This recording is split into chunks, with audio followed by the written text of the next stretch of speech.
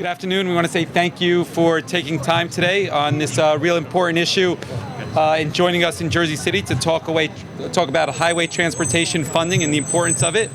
I want to highlight the fact that down here you look around at all these great buildings and all the construction that's happening, and just a mere couple decades ago, 20 years ago, this was a picture of urban decay, and what has changed is investments in our highway and mass transportation. And we are in a dire situation in this country, and we're lucky to have a senator that has been advocating for this, but action is needed. I want to start off by introducing a labor leader in New York, New Jersey, and really a labor leader throughout this country who has been an advocate for working families, who understands the importance of investing in our highways and mass transportation. And he is not only somebody who understands the labor side, but he understands the government side as well, as he has served on the board for the Port Authority and the Turnpike Authority. I'd like to bring up to say a couple of comments, Ray Pacino, head of laborers, Luna. Thank you, Mayor Fulop. Good afternoon. Now, we're meeting here today at a time when our elected officials are confronted with critical challenge, one that will determine the future of American prosperity and economic strength. This challenge unfolds when our cities and mass transit ridership is growing, commuters are facing longer travel times to get to and from work, commerce requires goods to move as quickly as possible. In the Northeast and the greater New York City area, transportation infrastructure is the backbone of our regional economy. Our region is served by one of the world's most extensive transit systems. This network includes 3 commuter railroads, light rail systems, the New York City subway, more than 1,700 miles of major roadways, bridges, and tunnels, commuter ferries, hundreds of bus routes, 3 major commercial airports, and the largest seaport on the U.S. East Coast. Built on this robust transportation network is a regional economy made up of 22 million people, which provides $1.5 trillion in goods and services every year. Where we are standing, the PATH system and the Hudson-Bergen Light Rail have allowed for Jersey City to become an important job center. And this has experienced an unprecedented construction boom and has become a national model of urban revitalization. I want to commend Mayor Fulop, who was present here today and did my introduction, for his efforts. They've been fantastic. Just look around. Such a dynamic and complex transportation system requires significant investment to keep commuters moving, businesses expanding, and the economy growing. The needs of this system are great. In New Jersey, New York, and Connecticut, the American Society of Civil Engineers tells us there are 3,226 structurally deficient and 7,500 functionally obsolete bridges. Train derailments, one of which recently resulted in a loss of life, have become all too common in the news. The Partnership for New York City, calculated the annual cost of congestion to the regional economy like this: $5 billion worth of lost time and productivity, $2 billion in wasted fuel and vehicle operating costs, and as many as 50,000 jobs. Moreover, hurricanes Irene and Sandy inflicted billions in damages and exposed new vulnerabilities in the system that must be addressed.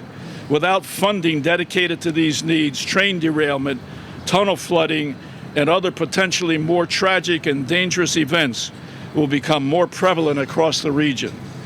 One specific example, representative of our current situation, is the ongoing efforts to find funding for new rail tunnels under the Hudson River, a project I commend Senator Menendez and others for constantly fighting for. Recently, Amtrak's president said there is less than 20-year operational life left in these 100-year-old tunnels. These tunnels carry more than 160,000 passengers a day to New York City. Senator Menendez's hard work has already helped secure $185 million to get the Amtrak Gateway project going. But that is a small portion of the full $15 billion needed for the project. I mean, the clock is ticking. It cannot be understated that investment in mass transit and transportation infrastructure is critical to the economy. Businesses don't want to lose profits because of truck traffic. Commuters don't want to lose time with their homes and their families. And concerned citizens don't want to worry about the next bridge collapse, train, or derailment. For these reasons and so many more, I strongly urge everyone to support the passage of Highway Reauthorization Bill. Thank you very much.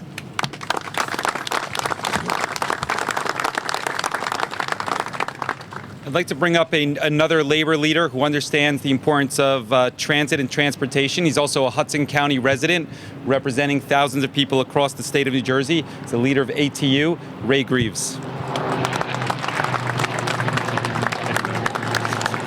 Thank you, Mayor. I first want to thank Senator Menendez for inviting me here today. And I want to thank him for always being on the right side of mass transit and the hundreds of thousands of people who depend on it every day in our region. Senator, I said this once before and I'm going to say it once again. Your name, sir, should be changed to the mailman because you always deliver for New Jersey. You always deliver for the people who use mass transit here in our region, and we thank you for that. Keep up the fight, brother. I also want to recognize Mayor Steve Fulop. And I want to tell you, he's committed to his constituents here in Jersey City. He's committed to his constituents that use mass transit and that rely on it every day. Mayor Fulop, please keep up the fight. You're doing a wonderful job here in Jersey City, and I know you'll always be on the side of transit riders and transit advocates here in New Jersey. Thank you so much. I also want to recognize few other labor leaders that are here today. We have Daniel O'Connell here with the Smart Union, UTU, who is a friend of mine for years and knows transit, knows the importance of mass transit. Our brothers and sisters out of Leuna, the TWU, the UTU, all here with us today. I want to thank them and commend them for their hard work, the work they do every day, getting the passengers, moving them from place to place around New Jersey. You know, across this country, transit ridership is higher than it's been in decades. Yet transit systems are still cutting service and raising fares because they don't have enough money to run their service at current levels. The ATU commends public officials in the U.S. who's taking a strong public stand for better mass transit and recognize the critical role public transit plays in communities like ours across this nation. Let me point out just a few facts about public transit, the benefits of public transit, not only here in New Jersey, but throughout this country. You see, every $1 invested in public transit generates $4 million in economic returns. That's $4 for every dollar that's spent on mass transit. That's phenomenal. Show me somewhere else where you can get a return on your money like that. Every $1 billion invested in public transportation supports and creates 36,000 jobs. Yes, 36,000 jobs. So at a time when we're trying to get this economic train moving again here in New Jersey, there's no better way of getting it done than by supporting this mass transportation bill, by getting the dollars we need here in New Jersey. You know, it's very important that we have senators like Bob Menendez leading the way, and I just want to again thank him for being here. Thank you for always being on our side. And let's get behind the senator, let's get behind Mayor Fulop and make sure that riders here in New Jersey know the importance of this bill. It's time that we get the reauthorization we need to keep New Jersey moving. Thank you. Before we bring up our senator, I'd like to invite one more guest to come up and speak. She is a planner with the Tri-State Transportation Campaign. If we could please welcome Renata Silverblatt.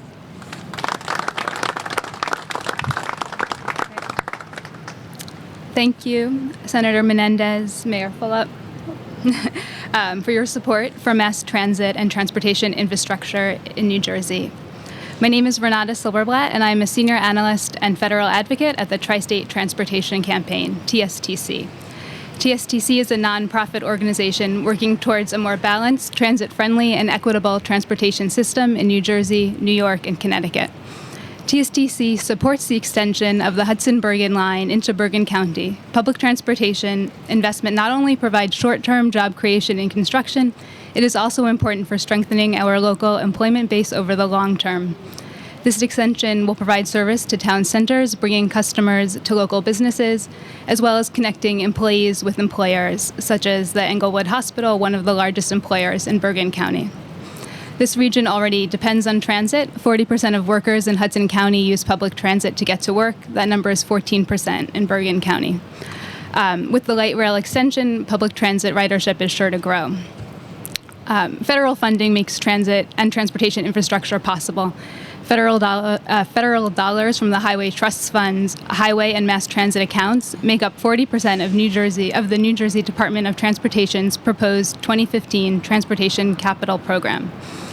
For this reason, it is vitally important that we have a long-term federal transportation bill and a sustainable federal funding source for transportation projects. We must continue to prioritize mass transit projects, as Senator Menendez is doing with his commitment to the expansion of the Hudson-Bergen line, as well as focus on improving the cross-Hudson travel. We must also make sure that we fix and maintain our existing infrastructure and prioritize walking and biking projects that make our streets safer for all users. Thank you.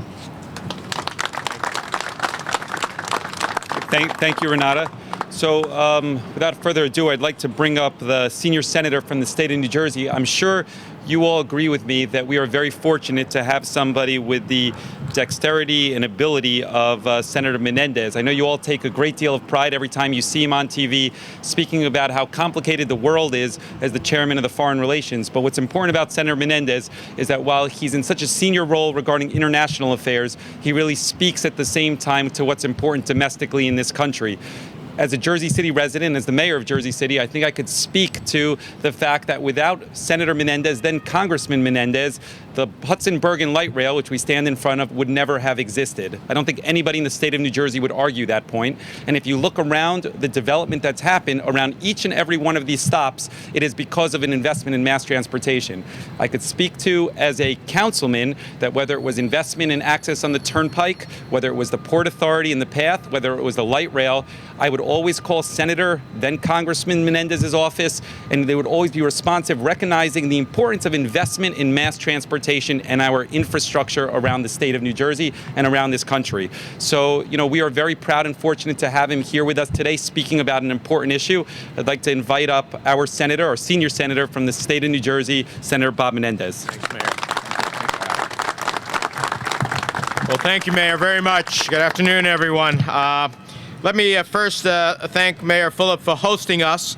And I wanted to choose a community in which the multiple modes of transportation that we see are emblematic of why we need to have a new federal highway and mass transit bill, as well as a community that has a leader who understands the importance of transportation to its citizens, to economic growth, to job creation, to opportunities, to quality of life, to the environment in which we collectively breathe.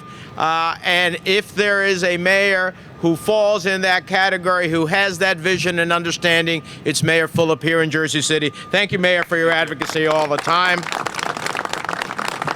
I'm thrilled to be with our leaders in organized labor. Certainly Ray Pacino, who, as the head of the laborers, has a real vivid understanding of what this means for economic opportunity and jobs, but really in his public service roles as on the respective entities regionally here to help drive transportation opportunity, is in and of himself a visionary and someone who goes far beyond just the laborers and their interests, but the interests of all citizens of the state of New Jersey. Ray, thank you for your service, and thank you for your advocacy as well. And to Ray Greaves, who is just a tremendous advocate and leader on the transit side of transportation. The more people we get out of cars and put into transit, the better the quality of air we breathe, the less time we sit in traffic, the greater opportunities there are for jobs. And these transit workers are some of the most underpaid and unappreciated people, but they move us every day successfully, and we're lucky to have a leader like you, Ray, to be able to advocate for them. So thank you all very much, Dan O'Connell and all the rest who are here. Now, we're standing here along the Jersey City waterfront. Yeah, 3 bells for that, I agree. Wall Street West, surrounded by thriving, eclectic, and attractive communities. This entire area, as someone who has lived here virtually my whole life, has been transformed over the years for the better, largely to increase access to mass transit. The Hudson Bergen Light Rail, the path, connecting people and places. As Renata said, and I appreciate the Tri-State campaign because they're always thinking strategically about how this all works for us.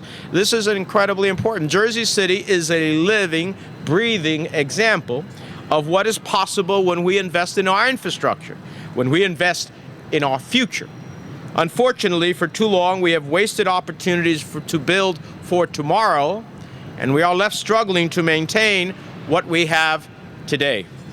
Roads are crumbling, bridges are in disrepair, and as more and more people flock to urban centers like Jersey City to live and work, our transit system has failed to keep up with the trend, leading to gridlock highways and standing room only trains and buses. And worse, federal funding that helps keep everything running is drying up.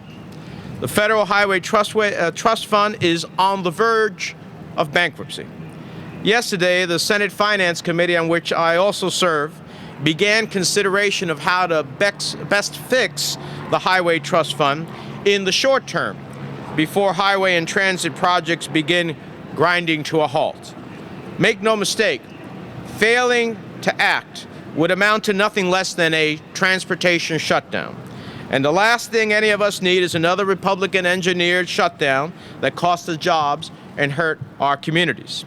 Fixing the looming insolvency of the Highway Trust Fund will provide a small but necessary measure of stability for New Jersey communities. It will prevent transportation projects from being shut down during the critical summer construction season, and it will protect good-paying jobs. But we need to prevent this transportation shutdown, but there is a far more significant imperative, and that is to stop the legislating from one crisis to another.